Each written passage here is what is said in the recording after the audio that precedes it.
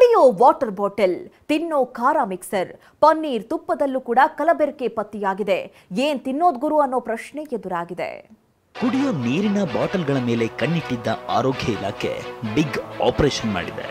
ಸರಿಸುಮಾರು 896 ಮಾದರಿಗಳನ್ನು ಸಂಗ್ರಹ ಮಾಡಿದ್ದು, ಅದರಲ್ಲಿ 255 ಮಾದರಿಗಳ ತಪಾಸಣೆ ಮುಕ್ತಾಯವಾಗಿದೆ.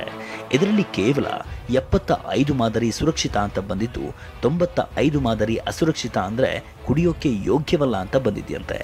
ಇನ್ನು 127 ಸ್ಯಾಂಪಲ್ಗಳ ವರದಿ ಬರಬೇಕಿದೆ. ಕೇವಲ 72 ಮಾತ್ರ ಸುರಕ್ಷಿತ ಅಂತ ಬಂತು. 95 ಮಾದರಿಗಳು ಅಸುರಕ್ಷಿತ ಅಂದರೆ ಅನ್ಸೇಫ್.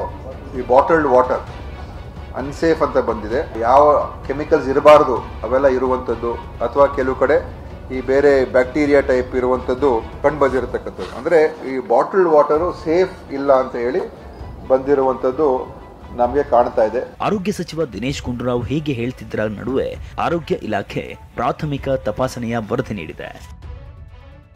ತುಮಕೂರಿನಲ್ಲಿಯೇ 3 ನೀರಿನ ಬ್ರ್ಯಾಂಡ್ ಬಾಟಲ್ಗಳು ಅಸುರಕ್ಷಿತ ಅಂತ ವರದಿಯಲ್ಲಿದೆ. ಮಾತಾ ಸಿಗ್ನೇಚರ್, ಸುರಭಿ ಡ್ಯೂ ಸಿಗ್ನೇಚರ್ ಅಸುರಕ್ಷಿತ ಅಂತ ಇಲಾಖೆ ತಿಳಿಸಿದೆ.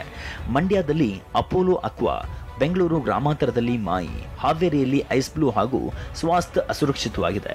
ಮೈಸೂರು ನಗರದಲ್ಲಿ ಜೆನ್ಯೂನ್ ಅಕ್ವಾ, ವಿಜಯಪುರದಲ್ಲಿ ಲೋಹಿಷ, ರಾಯಚೂರಿನಲ್ಲಿ ರಾಯಲ್ 9, ಚಿತ್ರದುರ್ಗದಲ್ಲಿ SS, ಶಿವಮೊಗ್ಗದಲ್ಲಿ ಡಿಯೋ ಡ್ರಾಪ್ಸ್, ಕೊಡಗಿನಲ್ಲಿ ಅಕ್ವಾ, ಬಾಗಲಕೋಟೆಯಲ್ಲಿ ಅಕ್ವಾ ಸಾಗರ್, ಬೆಳಗಾವಿಯಲ್ಲಿ ಸ್ಪೈರಲ್ ಅಕ್ವಾ ಸುರಕ್ಷಿತ ವಾಟರ್ ಬಾಟಲ್ ಅಂತ ಆಹಾರ ಇಲಾಖೆ ವರದಿಯಲ್ಲಿ ಉಲ್ಲೇಖಿಸಿದೆ.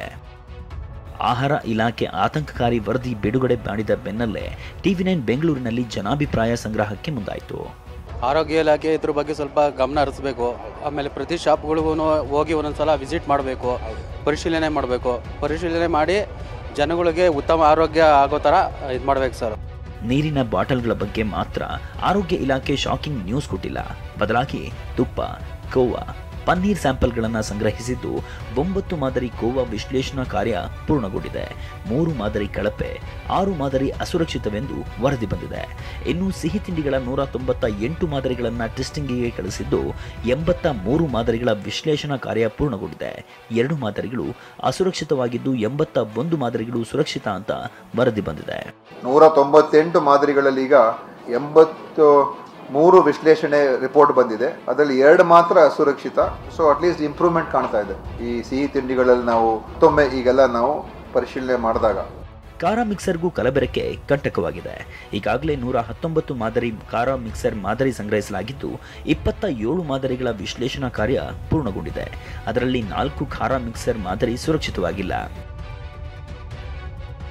ಐಸ್ ಕ್ರೀಂ ಘಟಕಗಳಲ್ಲಿ ಲೋಪ ಕಂಡುಬಂದ ಹಿನ್ನೆಲೆಯಲ್ಲಿ ರಾಜ್ಯದಲ್ಲಿ 92 ಐಸ್ ಕ್ರೀಂ ಘಟಕಗಳಿಗೆ ನೋಟಿಸ್ ಜಾರಿ ಮಾಡಲಾಗಿದೆ. 6 ಐಸ್ ಕ್ರೀಂ ತಯಾರಿಕಾ ಘಟಕಗಳಿಗೆ 38,000 ರೂಪಾಯಿ ದಂಡ ವಿಧಿಸಲಾಗಿದೆ. Bureau report, TV9.